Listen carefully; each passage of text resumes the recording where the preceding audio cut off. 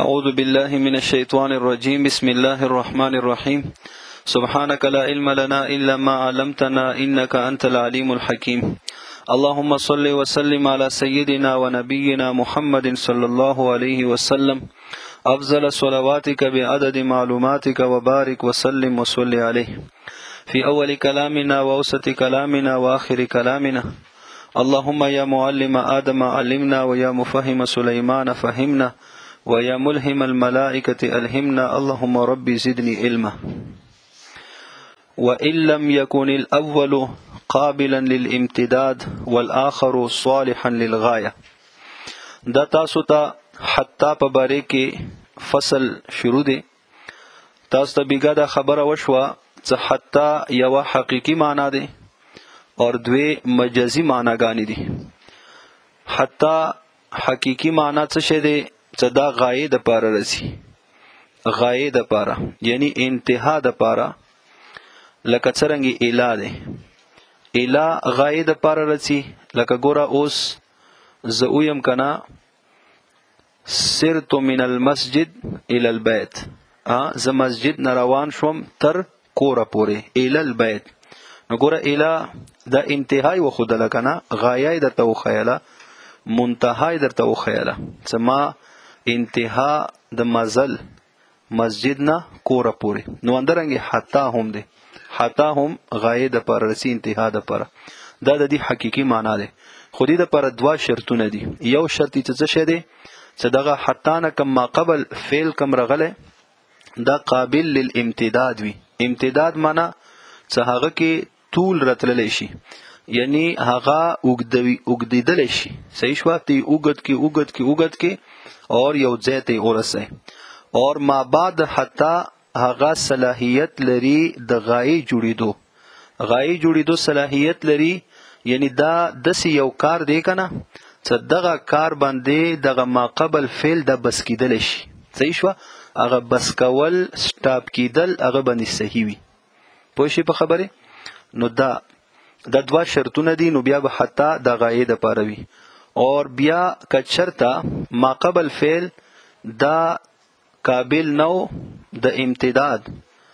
اور ما بعد صلاحیت نه لرل د غایې جوړېدو، اور بیا دویمه معنا چې دغه حتی دا به سببیت د پاره وي. څه د پاره به وي؟ سببیت. خو دې د پاره بیا دوه شرطونه دي. سببیت د پاره به دغه حتی کله وي؟ نن سبق کې درته دا بیانوي چې دې د پاره شرط دا دی چې دغه اول حتی نه ما قبل دا به صلاحیت لري د سبب د جوړېدو، یعنی دا به سبب واقع کېدلی شي. اور دغه ما بعد دا به مسبب جوړېدلی شي، جزا به جوړېدلی شي. څه شی؟ جزا، مسبب به جوړېدلی شي. صحیح شوه؟ نو اوس دا به بیا دغه حتی څه دی دا به محمولولی شي په څه شي باندې؟ په جزا باندې. څه شي باندې؟ او دا د حتی مجازي معنا دی. پوه شئ په خبرې؟ اور بیا ځکه کله دا شرطونه هم ورکې نه وي، اول دوه شرطونه نه وي چې حتی په خپل حقیقي معنا باندې واخلي، د دوه شرطونه نور هم نشته چې فا سببیت د پاره واخلي. نو بیا اخیری معنا د حتی چې دا به عطف محض د پاره ګرځي. څه د پاره به ګرځي؟ عطف محض د پاره. صحیح؟ یعنی عطف محض د پاره. اور بیا به په معنا د فا اور ثم وي، بیا به په معنا د فا اور ثم وي. دې خبرې باندې ځان پوي کو، غور او توکو اندازې کې بیان شي. بس فا اور ثم په معنا باندې رسی، اور حتی سره د دې مناسبت بیا اوس څه شی دی؟ چې فا اور ثم په معنا باندې بیا رسی، ځکه چې فا اور ثم دې کې تعقیب دی کنه، دا تعقیب د پاره رسی. فا هم تعقیب مع الوصل اور ثم هم تراخی د پاره، هغه کې هم تعقیب. او د دې کې حتی حقیقی معنی څه شی دی؟ غایې د پاره. نو غایه هم رستوي کنه، غایه هم رستوي. اور اندرنګې فا اور ثم کې تعقیب. نو د خپل منځ کې مناسبت شو. نو څه کله دغه حتی دا په معنا د یعنی د عطف محض د پاره وي، نو بیا به د هغه صورت کې فا اور ثم په معنا باندې وي. صحیح شوه؟ خاجی. او بیا دغه کې یو سوال دا پیداویږي، سوال چې دغه عطف محض د پاره څه ګرځي دغه حتی، نو دا خو اهلی اصولی ګرځي. چوکي ګرځي؟ اهل اصول اهل لغت خدا عطف د پاره نه ګرځي حرف حتا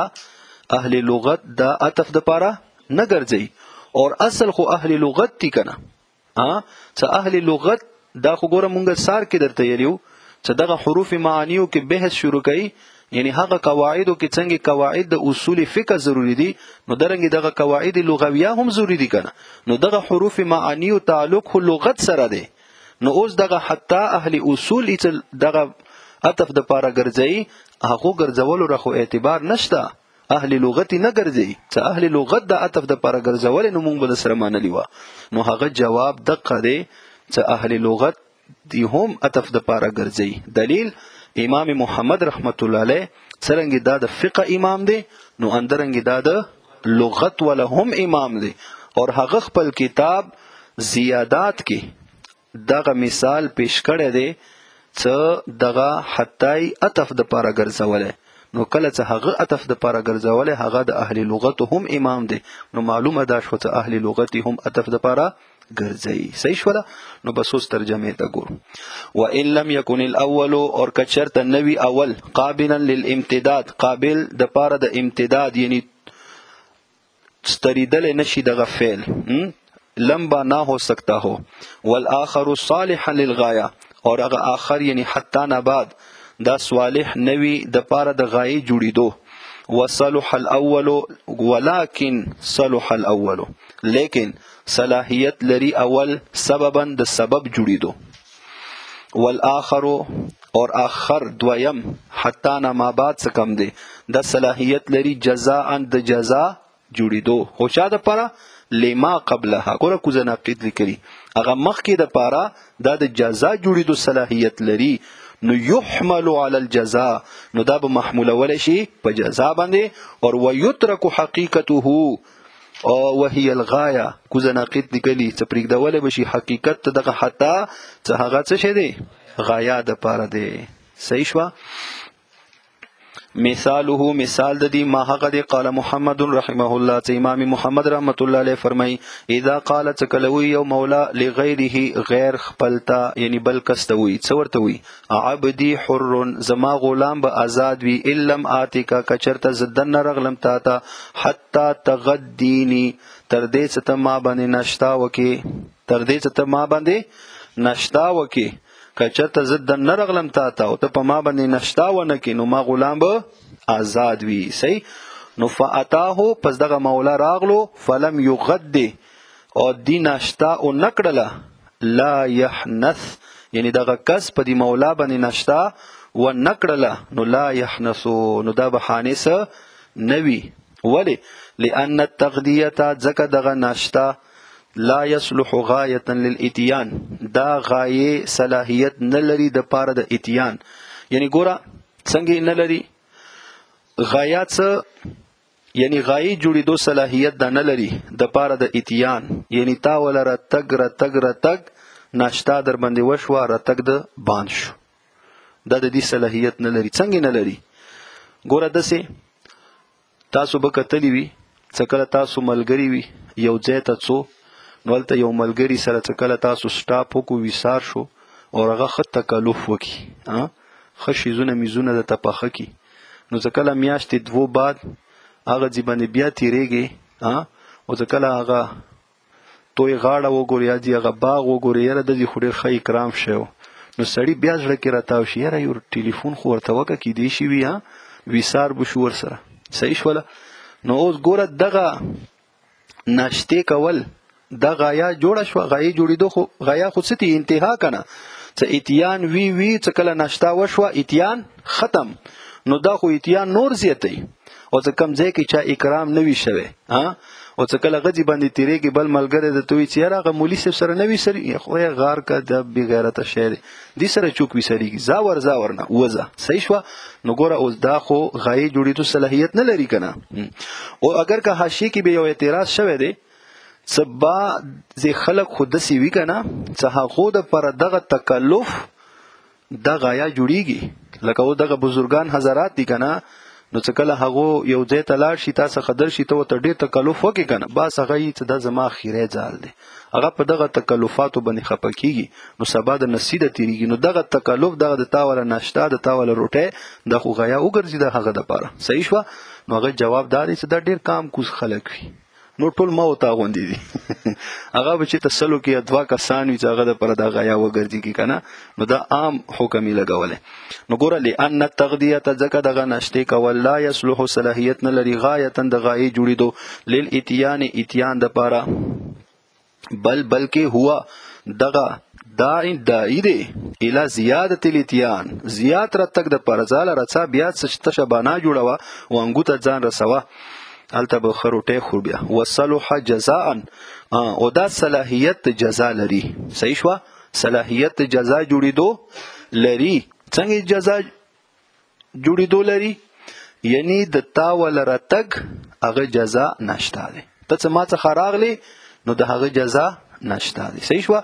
نو اوس ګوره فیحمل علی الجزاء نو بدا محمول به په جزا باندې اور فیکون بمعنى لامکه نو وی بدغه حتا په معنا د لامې کای او دغه لامې کې څه کوم دی کنه لامې کې مطلب دا دی چې دا بیا په معنا د لامې کای وی قران مجید کې به تاسو ته مثال رچی لعلکم تشکرون لعلکم تشکرون د خپل معنا څه دی شاید تاسو شکریا ادا کو خود دې دغه لعلکم دا به تاسو ته بیا راشي چې دا په معنا د لامې کای وی څه معنا ای کای تشکرون یعنی دی د پاره تاسو شکریا ادا کو ګور لعلکم شاید تاسو شکریا ادا کو کای تشکرون دی د پاره تاسو شکریا ادا کو فصار پس وګرځیدل دا کمال او قال لک څرنګي فصار پس وګرځیدل کما لک څرنګي لو قال سدی یلی وی الا اتک اتیانا کچرت زرا نغلم تا د سیرتلو سره جزاؤه التغذیه چې جزا د هغه نشته کول وی نو زما غلام د آزاد وی یعنی د سیرتک چې هغه جزا نشته وی نو د سیرتک څه شي عزت په تور اکرام په تور خپ سړی توب را تراشه نو زه به در باندې نشتا وکم او کتا څه کومه د تاندار شولې وی زیاړي زورل د شروع کړي هم د شروع کړي وی نو زه به تا باندې نشتا کوم خزه به د علاقې مخبل جمعته مشومان به د ترغون کوم څاله وای درلوه نو بیا خو نشتا چوک نه کوي کنه نو خچرته ته ماته عزت اکرام په تور باندې راغلی نو بس تا خپل قسم پورا کو صحیح شو نو دا غلام به آزاد نوی اگر کا ماته باندې نشتا ونکا نشتا کې څه ولګي نو بیا خدا غي د پرتا وګرځولا صحیح شو و اذا تعذر دو دریمه معنا د حتا ده ها څه دا مجازي معنا ده و اذا تعذر هذا او څه کله متعذر شي دا یعنی څه شي متعذر شي حمل کول د دې په جزا باندې محمول اول د دې په جزا باندې دا متعذر شي څنګه صورت څه شه دي بیان با این صورت لا يصلح الاخر څه صلاحیت نه لري دغه اخر یعنی حتا نه ما بعد څه کم دي جزاء للاول د جزا جوړیدو اول د پاره نحمل على العطف المحض محمول اول بشي د په عطف محض باندې اور دا په عطف محض نو څه شي په معنا باندې بوي حروف عاطفه او کې کم حرف عطف په معنا باندې بوي فا اور ثم مثاله مثال د دې ما قال محمد یلی امام محمد رحمت الله علیه اذا قال تکل یو مولا قسم خورون کې عبدی حر زما غلام آزاد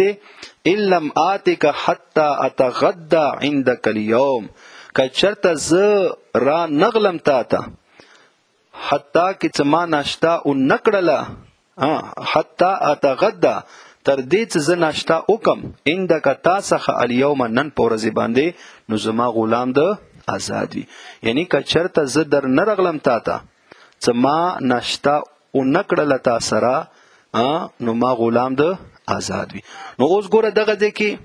د غای جوړیدو صلاحیت هم نه لري او د جزا جوړیدو صلاحیت هم نه لري صحیح شو جزا جوړیدو صلاحیت څنګه نه لري ګوره د ځکه کې اتیان هم خپل ځان طرف ته څه در نه راغلم اور نشتی کولو فعل هم خپل ځان طرف ته منسوب دي چې ما نشتا او نکړه بلکې خو چې تا په ما نشتا او نکړه نو اوس ته خو ماته انعام راکول شي کنه ته خو ماته د یو شی جزا راکول شي کنه چې زه تا ته درشم ته ماته د هغه بدله راکې نشتی په صورت کې اوس خپل ځان ته خو چوک انعام نشي ورکولای. ته خپل ځان ته یې خزه د بازار ته لاړم کنه زه په خپل ځان باندې ناشتا کوم، نو دا خو نشي کېدل. زړی په خپل ځان د پر انعام مقرر کی. تاسو خو نه مقرر وکنه. د ځینې کور مکپونو نه ډا کړي کتابونو نه کور کې میری صدما ششمئی کې امتحان خسته د سیمایی کې د دې مسره نامه نه وي. الا اتک حتى اتغدى عندك اليوم. نو ګوره ته دا جزا نشي جوړیدل. نو څه کله جزا نشي جوړیدل نو دا به عطف محض د پاره وي. څه د پاره به وي؟ عطف محض د پاره. نو څه کله بیا اوس عطف محض د پاره شو نو اوس اتیان جمع ناشتا. اتیان جمع ناشتا. نو بیا به ته قسم کې ریښتونه وي غلام به د آزاد نوی اور کته ورغلی او ناشتا د اونکړه غلام د آزاد شو. عطف محض د پاره دی. عطف محض یعنی جمعواله کوي کنه. نو بیا تقیم الوصل فور ثم غخو بس ځان ته خبر او یاد څه شي ان لم تاتني حتى تغدى عندي اليوم. یعنی ګوره بس صرف متکلم اور خطاب صيغه کې فرق دی. کچرته تر نغلی ما څخه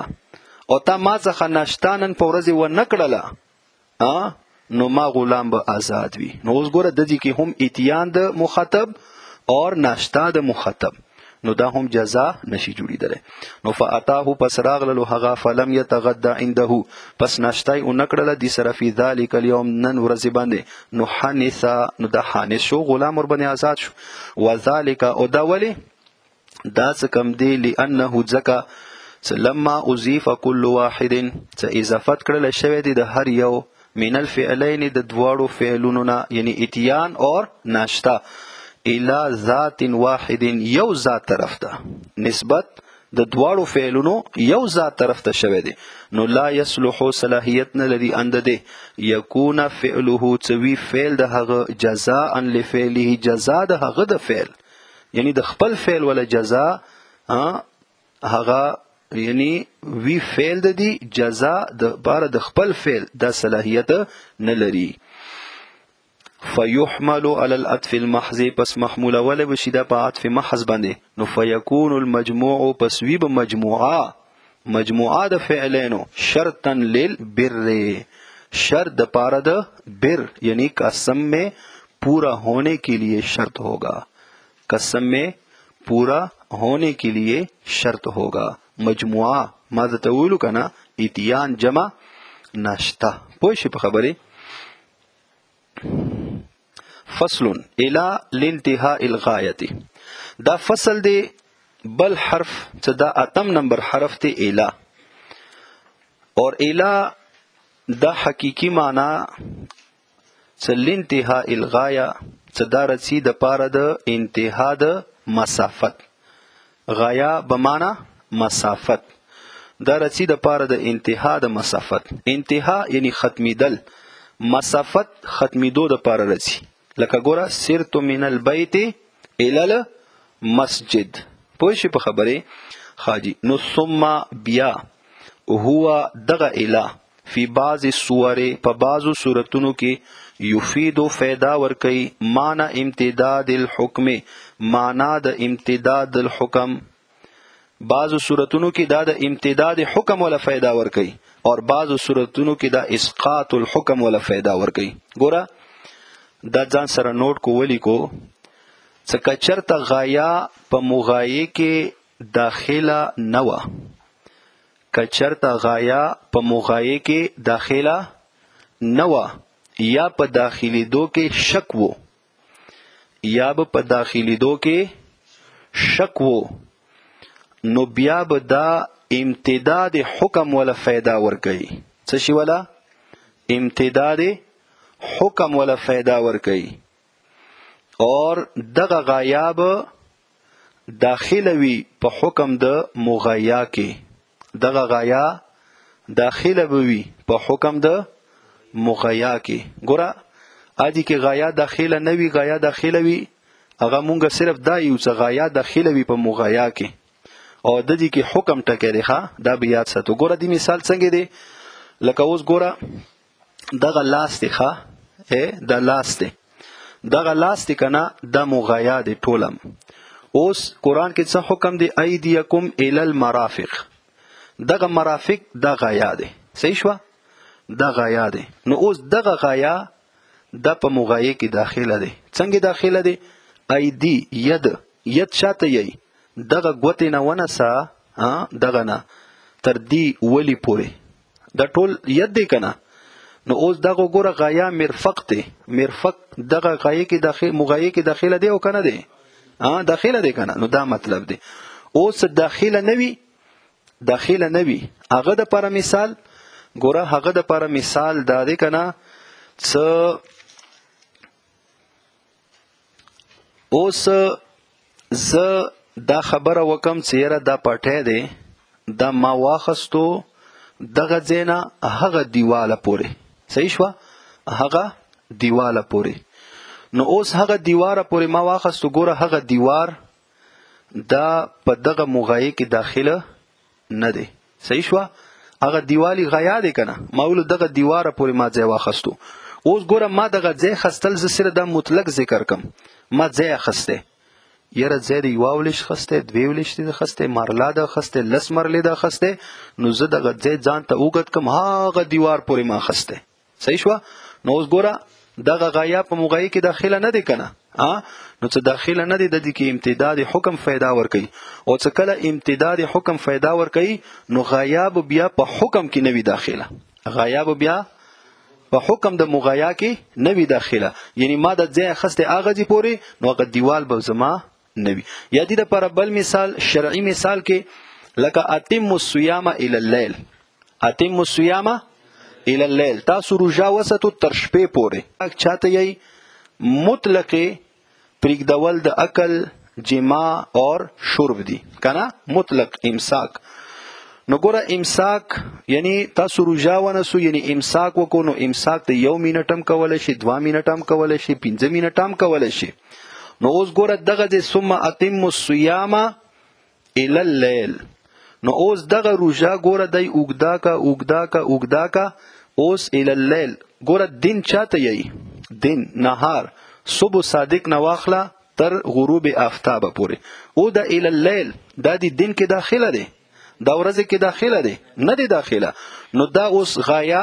دا په مغایه کې نه دی داخله. څه کله غایا په مغایه کې داخله نه دی نو دا به د امتداد حکم فایده ورکوي. او څه امتداد حکم یعنی حکم دا به سترئی څه شی به کوي سترئی به او څه کله ستر کو نو هغه غایا په حکم د مغایا کې به نه وي داخله. یعنی ګوره روژې کې هغه شپه داخله نه دی څرنګه شپه شي بس. اوس اندرنګ څه کله اسقاط حکم فایده ورکوي کم صورت کې څه کله غایا په مغایه کې داخله وي نو دغه غایا به بیا په حکم کې دا به اسقاط حکم فایده ورکوي او غایا به په حکم د مغایا کې داخله وي. لکه تا ته یې کله لاس وینځه الى المرافق نو او دغه الى المرافق څنګه خود دې پوری دي کنه دا او دغه څنګه پوری وینځه خو دغه څنګه مو وینځلو کې داخلي دي صحیح شو. دي څنګه نه به یعنی دغه پاسه څنګه پوری نه بلکې څنګه به ورکی ویندي څنګه په حکم کې داخلي دي. الى الانتهاء الغایه الى رسید پاره د انتها د مسافت. ثم بيد هو دغه الى فی بعض صور په بعضو صورتونو کې یفید فایده ورکي معنی امتداد الحکم معنا د امتداد الحکم ولا فایده ورکي. وفي بعض صور اور بعض صورتونو کې یفید فایده ورکي دغه الى معنی الاسقاط معنا د اسقاط ولا. فإن افادا پس کچرتا فایده ورکول دغه الى الامتداد د امتداد لا تدخل الغایتون داخله بنوی غایا فی الحکم په حکم کې صحیح شو. وإن افادا اور کچرتا فایده ورکول دغه الى الاسقاط د اسقاط نو تدخل الغایه فی حکم المغیا. نظیر الاول اول د پر نظیر اشتریت هذا المكان الى هذا الحائط لا ګوره اوس ما ویلو اشتریت هذا المكان ما دغه ځای خسته دغه مکان یاره څومره پورې دا خسته لغوندې دا خسته څومره دا خسته نو ویلو چې الى هذا الحائط ګوره امتداد ورکې راغلو صحیح شو. لا يدخل الحائط داخل بنوي حائط في البيع په بیع کې. ونظیر الثاني اور نظیر د دویم څه افاده کوي د اسقاط نو باع بشرط الخيار ما خرڅ کړی دی یعنی ګوره ما ویلو کنه بعتو کا هذا العبد بشرط الخيار ما خرڅ کړی دی دا شی په شرط خيار سره. اوس ګوره الی 3 ایام دا ذکر نه دی کړی صحیح شو بس صرف مدا ویلو چې بعتک ما د شی خرڅ کړی دی بشرط الخيار په شرط الخيار سره ته ما دا خرڅ کړی دی دی باندې په شرط خيار سره نه دي ته ما خيار ور کړی نو اوس ګوره دغه خيار میاشت هم کېدلی شي کنه دغه کال هم کېدلی شي کنه او څه کله ویلو الی 3 ایام د 3 ورځې میاشتې کې داخلي دی او کنه دا کال کې داخلي دی او کنه او څه کله دی ویلو الی 3 ایام نو د 3 ورځې هغه کې داخلي دي کنه غیا په مغایې کې داخله دي کنه څه کله غیا په مغایې کې داخلي نو بیا د اسقاط ولا फायदा ور کوي او څه کله اسقاط फायदा ور کوي نو بیا به غیا په مغایې حکم کې داخله وي نو دریم ورځ به به دې کې داخله وي صحیح شو فتدخل الغايه اي اليوم الثالث في الحكم اندرنګي بل مثال وبمثله لو حلف لا اكلم فلانا الى شهر مول زب پلنکی سره خبرې نه کوم الى شهر ورنکاټ کا زب پلنکی سره خبرې نه کوم نو دا خو ګوره دائما قسم شو کنه زب روغ عمر خبرې نه کوم او بیا څه کله مولو الى شهرین نو دغه شهر دغه ټول عمر کې کال کې شامل دی او کنه صحیح شو نو ګوره الى شهر نو غیا په مغایې کې داخله شو د اسقاط حکم फायदा ورکا او څه کله اسقاط حکم फायदा ورکي نو بیا به غیا په حکم د مغایې کې داخله وي وبمثل مثال دی لو حلف کچته یو سړی قسم خو لو کلم فلانا الى شهر څه زب خبر نه کوم پلنکی سره تر یوې میاشتې پورې کان شهر داخلا نو وی به دغه میاشت داخله فی الحكم په حکم کې وقد افاده اور تحقیق سره फायदा ورکي فائده الاسقاط فائده د اسقاط ها هنا دغه ځای کې والا هذا بنابر دی باندې کله مونږ یو المرفق والکعب مرفق کوهنی والکعب تخنه اردو کې اور پښتو کې المرفق څنګهله والکعب گیټه کعب تسیي گیټه داخلانی د دواړه به داخلي وي تحت حکم الغسل لاندې د حکم د غسلنا فی قوله تعالی په قول د الله تعالی کې الى المرافق فاغسلوا وجوهكم وايديكم الى المرافق لان اور بیا ارجلکم د پاره الى الكعبين والكعب وارجلکم الى الكعبين صحیح شو لان کلمه الى زکت کلمه د الى ها هنا دغه ځای کې للاسقاط اسقاط د پاره ده فانه زکت شان داده لولاها ها ضمیر چا ته راځي دي کلمه الى چا د پاره چا ته راځي دي کلمه الى غایه د پرام څه دا کچرته نه وي دغه اله غایه د پرا خدای دې کلمه اله ته راځي کنو بیا ډیره خوي ها لولا یا غایه د پرام صحیح دی او څه دا یعنی غایه په مغایه کې داخله دی اور غایه د اسقاط حکم फायदा ور کوي نو کچرته نه وي دا غایه د پاره د اسقاط لستوعبت الوظیفه عبت الوظیفه استوعبت د څه دي کنه استوعب لستوعبت الوظیفه نو خامخا گیر کړي بو دغه حکم وظیفه معنی څه شي حکم څه شي به گیر کړي جميع الید ټول لاس کچکه چرته ال المرافق نه ورغله نو موږ به هر منځه د پاره بیا خطونه وبستو اور بنینونه بم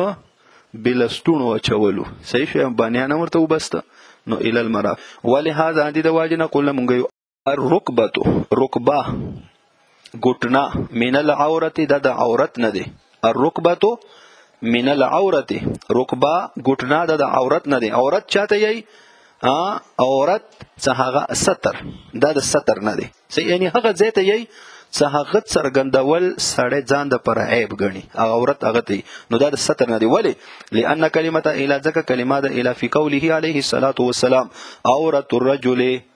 ستر د سړی ما هغه دی تحت السرته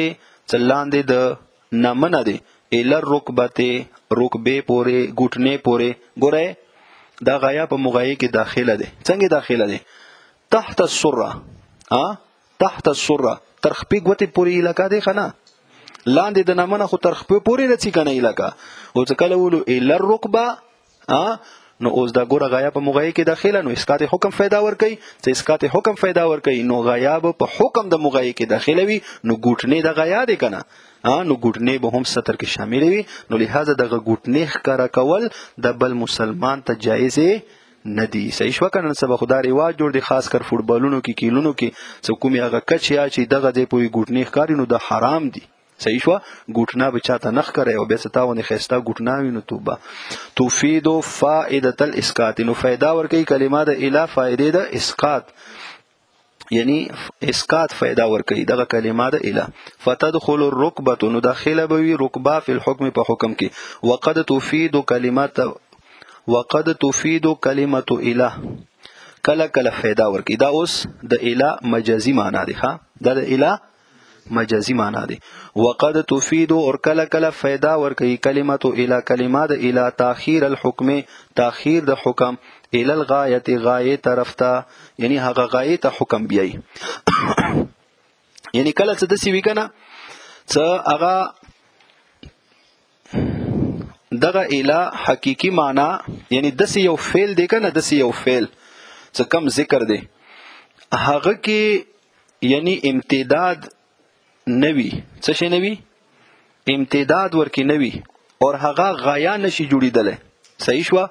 نو څه کله غایا نشي جوړیدل هغه فعل د سیوی څه هغه کې امتداد نوی نو څه کله امتداد نو هغه د پر غایام نشي جوړیدل نو لہذا